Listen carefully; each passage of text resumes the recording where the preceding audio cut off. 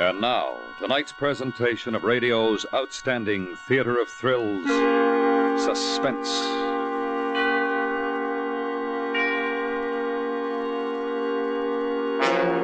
Tonight, the story of a fishing cruise and bait that was a life insurance policy. We call it Over the Bounding Main. So now, starring Mr. Tony Barrett, here is tonight's suspense play, Over the Bounding Main.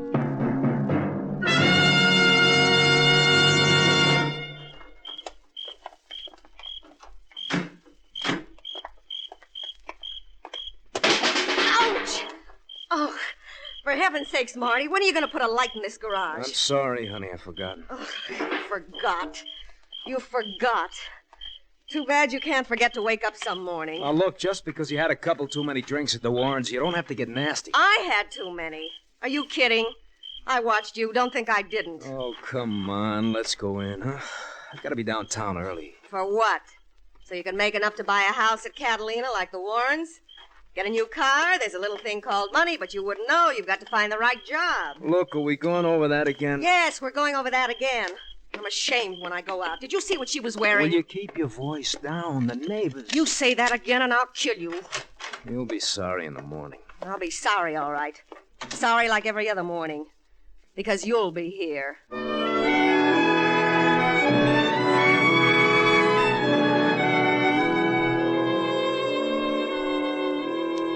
I guess a lot of it was my fault. I wanted the right kind of a job. It was hard to find. Ever since Claire had got rid of Lou Barris, her ex, we've been living pretty close, and Claire just wasn't used to it. The Warrens made it worse. They were well-heeled, and I was supposed to keep up with the Warrens. I knew I couldn't ever do it. Maybe Claire knew, too. Claire had got the invitation for us to go with the Warrens to Catalina. So now we were driving down 22nd Street and San Pedro to the landing. It was nearly 3 in the morning and very dark. There was a light fog drifting in the harbor.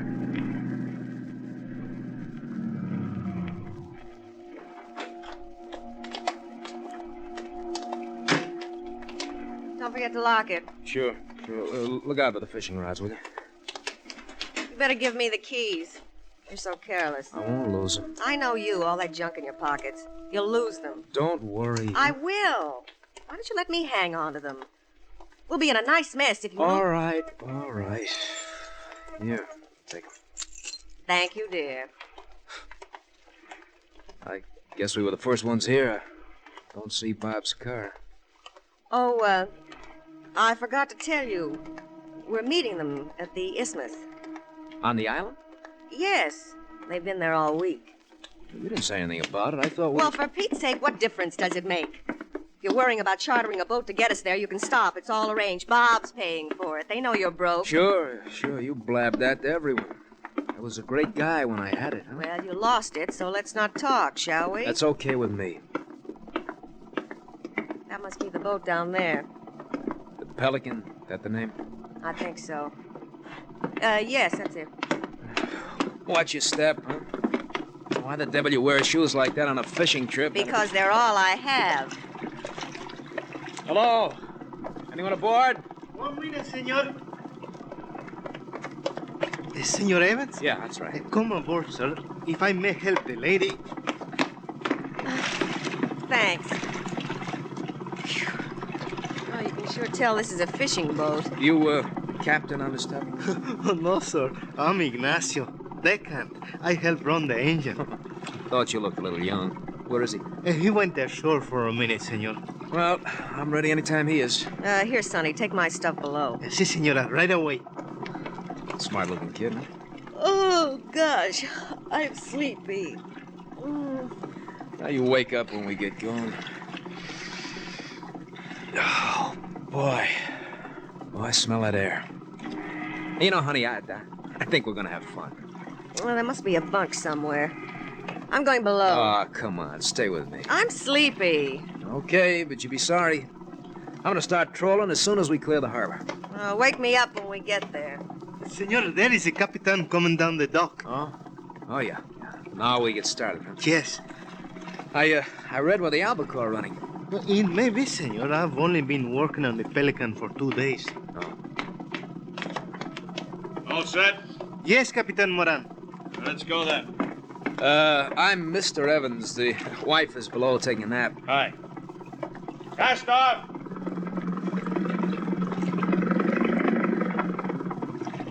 All clear.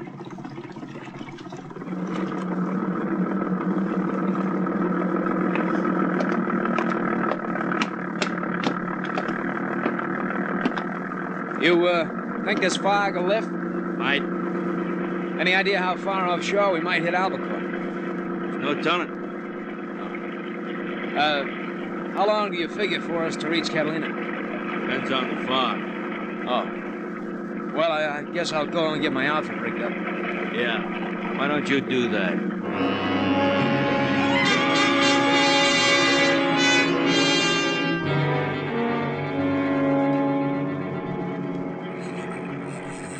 You sure that feather's the best lure for him? Oh, I've got many albacore with it, senor. If they're hungry, they'll take it. But this time of night, you'll probably only get shark. Well... Hey, stop the boat. Strike, senor. Let him take it. Give him light. Ah, give it to him. He's got it. Count 5, senor. Slow. Slow. Now, senor. Strike him. A big one, senor. Hey, I'll say. Hey, stop the boat, will you? What's the matter with him? I'm going to lose my line. I can't hold him. Brace yourself against the rail, senor. Look, go tell that fool to stop the boat, will you? Yes, Capitan. Strike. Senor, look out. The rail. Are you hurt, senor? No. Thanks. If you hadn't pushed me, I'd have gone over. I cannot understand the rail breaking. What the devil was Moran trying to do? We could have been killed. You tell him to stop, he speeds up. Perhaps he did not hear. Well, I want a few words with that joker. Hey, you and I almost went under the drink. The rail at the stern broke. Oh, that's too bad. I'll have to get it fixed. Yeah. What the devil were you trying to do? The kid yelled for you to stop. Sorry. I thought he wanted me to put about. Thought you'd lost your tackle. I darn near lost my skin. Ignacio hadn't been so quick on his feet. Sorry.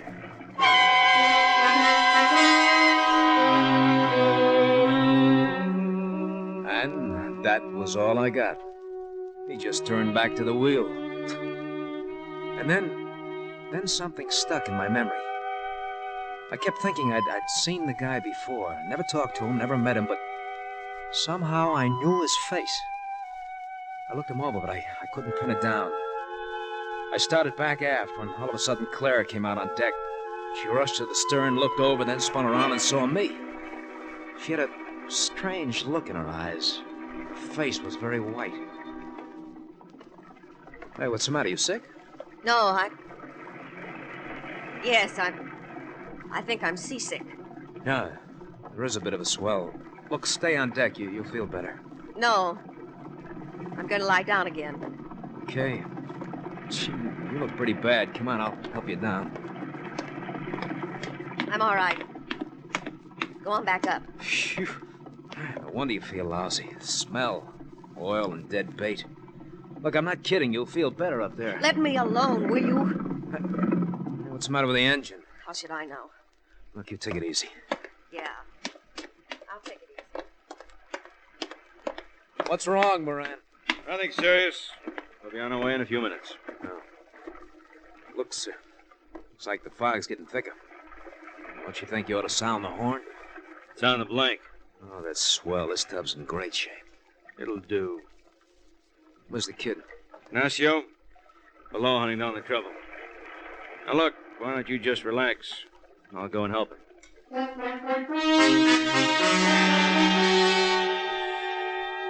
It was a fine way to relax. Drifting in the Catalina Channel with no motor, no foghorn, and you couldn't see more than 20 feet out.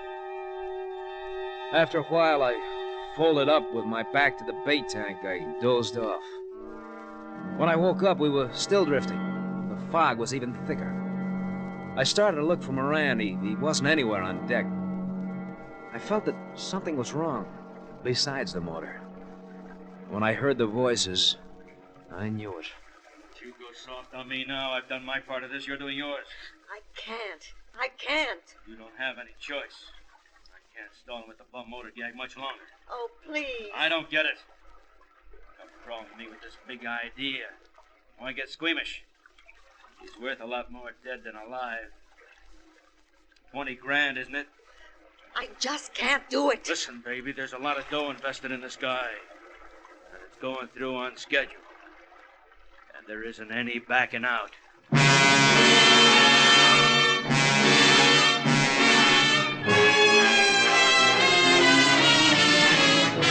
You are listening to Over the Bounding Main, tonight's presentation in radio's outstanding theater of thrills, Suspense.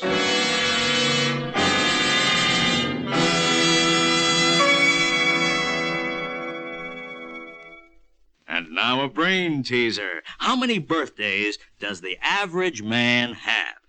No, this is not a case of statistics. It's logic. And when it comes to being up to date on both these subjects, USAFI can't be beat. Yes, USAFI has courses which include material on both and on hundreds of other subjects, too. Why not look over the list today? Now, the answer to our questions, how many birthdays does the average man have? Of course, the answer is 1. A matter of logic, isn't it? Anyone for you, Safi? And now we bring back to our Hollywood soundstage Mr. Tony Barrett, starring in tonight's production of Over the Bounding Main, a tale well calculated to keep you in suspense. I don't think I was scared. Not at first, that is. You can only take in so much, and then something in your mind shuts it off. This fishing trip, it was Claire's idea. And the only thing she planned on hooking was a $20,000 policy on the life of Martin Evans. I moved away and toward the stern. I needed help now. Maybe there was somebody I could count on. The young deckhand, Ignacio. I found him all right, sprawled on his face in the bow, lying over the anchor. Kid, come on. Ignacio, hey. Wake up. He smelled like a distillery. I shook him, slapped him as hard as I dared, but he went right on sleeping. Captain Moran had taken good care of the only friend I had. With the Mickeys poured into him, he'd be lucky if he ever woke up. And now I was good and scared. Moran would be coming up on deck. Then I remembered. The gaff. A hole with a razor-sharp hook at the end. I moved to the stern quietly, feeling with my feet because I couldn't see now. And then I tripped over something, fell to the deck. It was the gaff. I grabbed it, got up. Evans! Evans! Hey, Evans! I know you're here. Evans! Evans! Can you hear me? I heard him all right. I wondered how I was to die. I had a picture of knives, guns, axes, ropes. Suddenly something clicked into place. Rope. There was a coil of heavy rope on the forward deck. A coil of heavy rope on the forward deck. All right, Evans. You can't get very far. Getting tired? Want to go around again? Keep away from me. After all, is it my fault if a new deckhand I hire gets crazy drunk and shoots up the ship? He'll tell. Mutiny. Murder. Ignacio won't even remember it. Isn't it funny what liquor will do to a kid? Penalty for mutiny's a rough one. Sorry he had to kill you. You won't get me. You won't get me!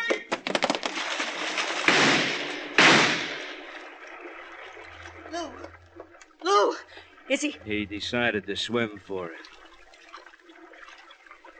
Well, that saved a lot of trouble.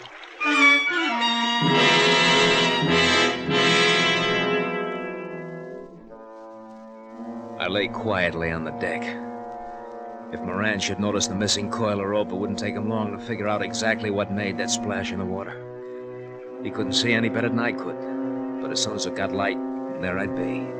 Right out in the open without a prayer. The only thing I gained was a few hours at the most, so I huddled against the rail and I hung onto that fishing gaff, waiting. Then I heard Claire and Moran coming out on deck. I guess that's the best way. Can't miss if you don't louse it up. Those cops are smart. One little angle where our stories don't match it. Well, you just keep your head. Don't worry about me. All right, this is important. Now, once more. Not again. Once more! Who heard the shot?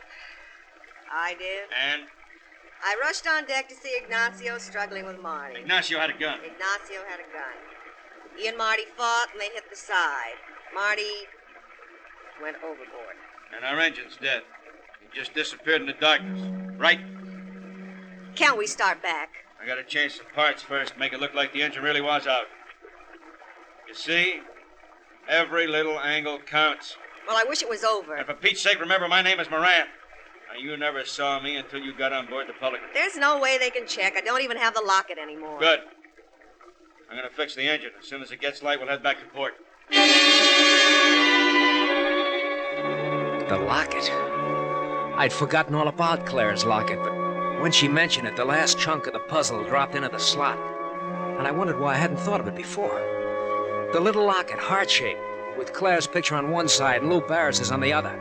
The one she wanted to keep for sentiment's sake. Her first husband, Lou Barris, the guy I remembered from the picture, Captain Moran, that's who he was. It all figured. Lou scores a triple play, gets his wife back with 20 grand in a purse and pays off Martin Evans with a one-way trip to the bottom of the ocean. Then I thought of the dinghy. She was swinging from the stern about 25 feet off. It was a chance if I could get to it. I could hear Lou working on the engine. He'd done a good job when he made it quit. I only hoped it would take him a little longer to repair it. I got up, started back. The water was almost oily and the boat laced up and down.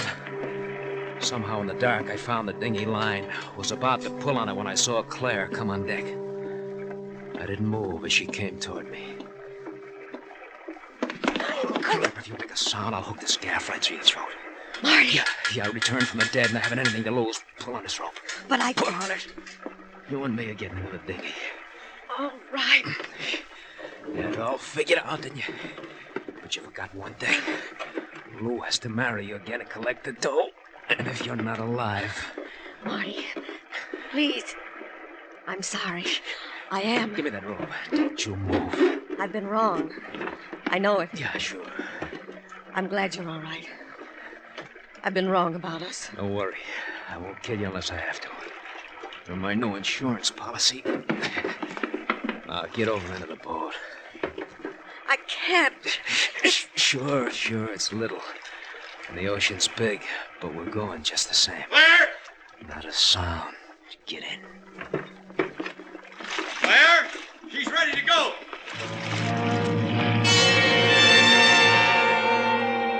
Smooth and neat. As long as I had a gaff at Claire's neck, Lou couldn't do a thing. His one bullet would cost him Claire $20,000, maybe his life. We drifted off a bit. I reached for the oars, but there weren't any. There weren't any oars. When I looked up, I saw Moran standing in the stern of the Pelican. Evans! I can see you! There aren't any oars, are there? That's right. You try to shoot me and Claire's a goner too. I got the gaff. Claire! I'm gonna put him out. Don't worry. Why don't you answer him, honey? Don't you understand? I'm sorry. I don't want you to die. I want to be with you. I was wrong. Bet you were wrong. We're gonna find out. We're gonna paddle with our hands. If we can lose him in the fog, we'll be all right. Just remember this. If he finds me, it's too bad for you. Now paddle. Get over on the side. Look out, she's tipping, look out! You lost it. The gaff. Yeah, I lost it. It doesn't matter. Now maybe you'll believe me. I want to help you get away from him. Believe you? If he finds us, as soon as I see the boat, I'm gonna knock you out and throw you overboard. That's how I believe you. Now paddle. Claire! Claire! Evans, don't be a fool! You'll drift out to sea! Once the water jumps up, you haven't got a chance! Stop paddling. Be quiet. Listen to me. Please. I love you. I'm on your side. I won't let him hurt you. Shut up. Evans!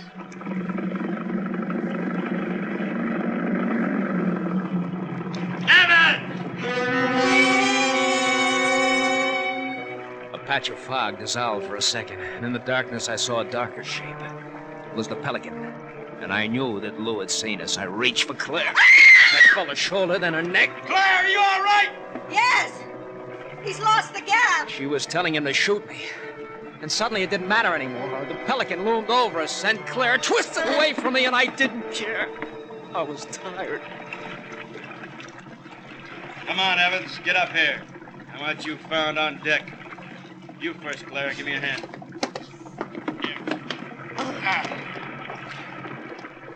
All right, Evans. Get out of there.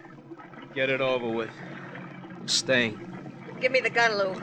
Let me do it. Are you kidding? No, give it to me. I hate him. Oh, baby, I'll do it. You better tie the dinghy on, then. I can't hold it. Yeah, hold the gun.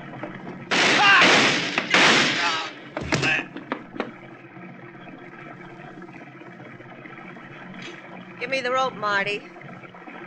I don't want you to drift away now.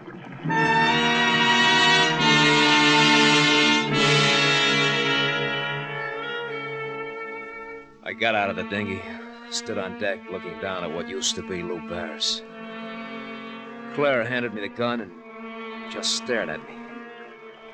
We didn't say anything for a long time.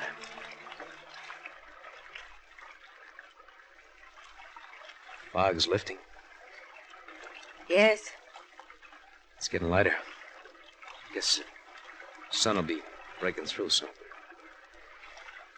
Do you believe what I told you before?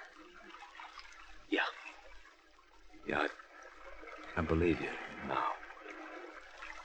I'll try to make it up to you. Sure. Well, you better get going. We going back to San Pedro? Yeah. Guess I can figure out how this thing runs. Marty, what about me? Well, I gotta tell the police. Oh, Maybe it won't be too tough. I don't know. it's all right. It's better. Marty, Yeah. do you still care? I mean... I was gonna kill you back there, and I didn't. You figure it out.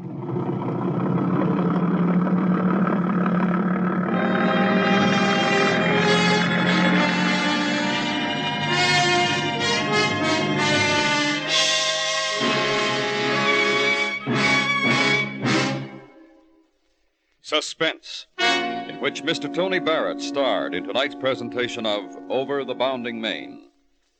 Next week, the story of 12 men and women and the fate of an accused murderer. We call it The Holdout. That's next week on Suspense.